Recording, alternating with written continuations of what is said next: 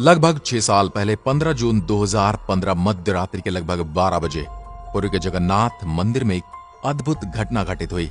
इस घटना ने सभी इतिहासकारों को यह देखने के लिए उत्सुक कर दिया कि भारत के छोटे से शहर में ये क्या हो रहा है।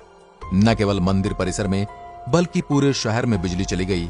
आखिर क्यों? क्योंकि जगन्नाथ मंदिर की मुख्य प्रतिमा से श्री हरि कृष्ण का दिल निकालकर किसी दूसरी प्रतिमा में लगा दिया गया था।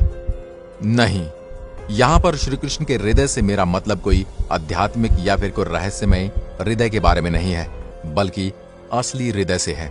श्री कृष्ण का असली हृदय वहां पर संग्रहित है, परंतु एक हृदय को उसके असली रूप में कैसे 5000 सालों तक संग्रहित करके रख सकते हैं? क्योंकि यह एक बहुत उन्नत और प्राचीन उपकरण है। यह हृदय मांसपेशियों से नहीं बना है। कुछ लोग कहते हैं कि ऊर्जा उत्पन्न कर सकता है। यह धड़कने लगता है। न केवल सूर्य की प्रकाश से यह ऊर्जा ले सकता है, बल्कि किसी भी प्रकार की रोशनी से यह ऊर्जा ले सकता है। इसी कारण पूरे शहर में बिजली चली गई थी। जो मनुष्य इस हृदय को स्पर्श करते हैं, उन्हें हाथों में मोटे दस्ताने और आंखों पर पट्टियां पहननी पड़ती हैं, ताकि उनकी आंखें इसके संपर्क में न आए। निसंदेह ये सुनने में थोड़ा अजीब लग रहा होगा, पर यह सच है। हम उन्नत प्राचीन उपकरणों के सबूतों पर भी नजर रख रहे हैं। सबसे पहले श्री कृष्ण जी के देह त्याग पर नजर डालते हैं, जो कि अपने आप में एक रहस्य है। बहुत से लोग इस बारे में नहीं जानते होंगे, परंतु प्राचीन सूत्रों में उनकी मृत्यु का उल्लेख है।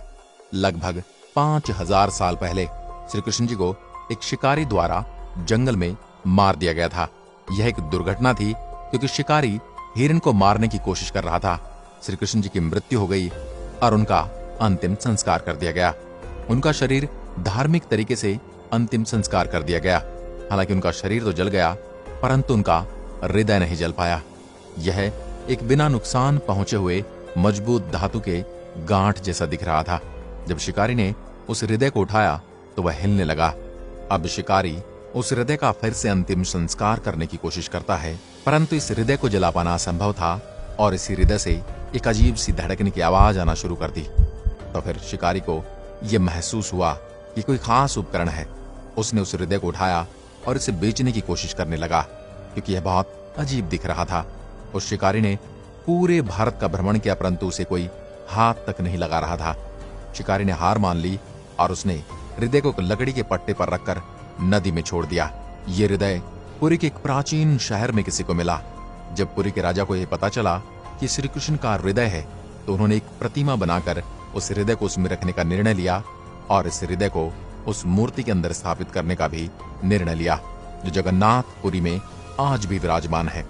इस हृदय को ब्रह्म पदार्थ या हृदय पदार्थ कहा जाता है, जिसका अर्थ है दैवीय पदार्थ। सबसे अद्भुत बात इस मूर्ति की यह है कि हिंदू देवी देवताओं की मूर्तियां तो किसी धातु की होती हैं या फिर किसी पत्थर या चट्टान की बनाई हुई होती हैं, लेकिन ये लकड़ी की बनी है।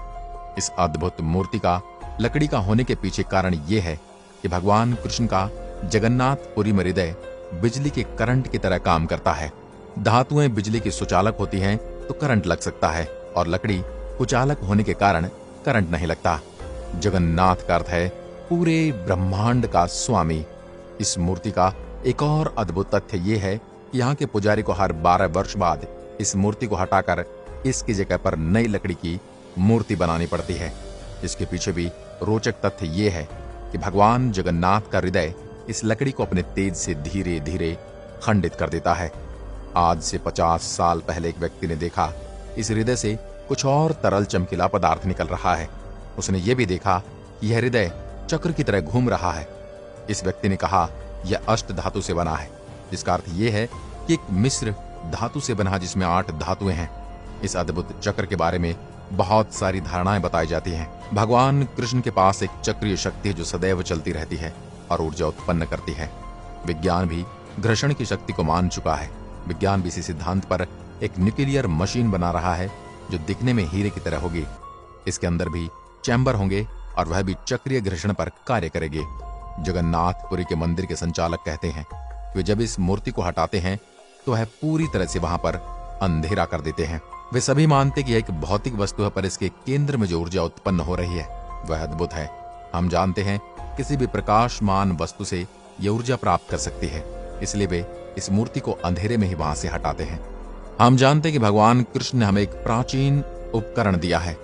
आज विज्ञान इस तंत्र को प्रयोग करते हुए विभिन्न प्रकार की मशीनों का प्रयोग करते जा रहे हैं, लेकिन भगवान कृष्ण भी अपनी उंगली पर सुदर्शन चक्र रखते थे जो कि सदा गतिमान रहता था। वहीं वर्तमान में शक्ति और ऊर्जा का मार्गदर्शक बन गए हैं।